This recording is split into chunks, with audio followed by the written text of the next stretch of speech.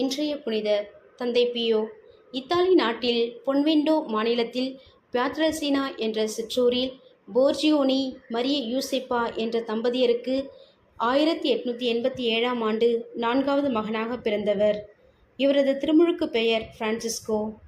இறைவன் தகுந்த நேரத்தில் இவருக்கு தேவையான அருளுதவிகளை வழங்கி வந்தார். பேயையும் நோயையும் அவ்வப்போது எதிர்கொண்டாலும் இவரது தளராத மன உறுதியால் 1910ஆம் ஆண்டு கப்புச்சின் குருவானார்.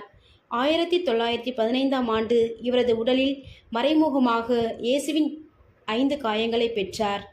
1918ஆம் ஆண்டு செப்டம்பர் 20ஆம் தேதி இவரது கைகளிலும் கால்களிலும் விலாவிலும் ஏற்பட்ட 5 காயங்களிலிருந்து வேதனையுடன் இரத்தமும் வெளிப்பட்டது.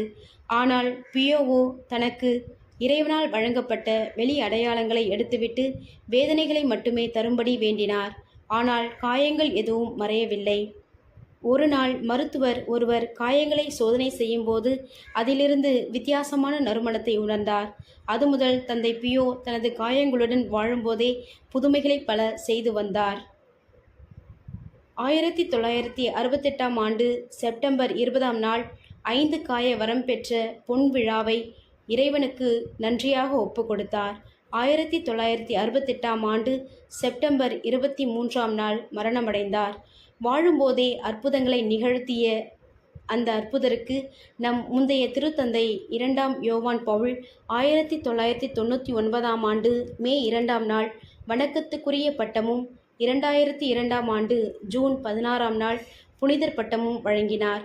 இன்று நாள்தோறும் உலகம் முழுவதும் அற்புதங்களை நிகழ்த்தி வரும் தந்தை பியோவின் கல்லறையை சந்தித்து கோடான கோடி மக்கள் கண்ணீரோடு ஆசிரை பெற்று அதிசயங்களை காணுகின்றனர்.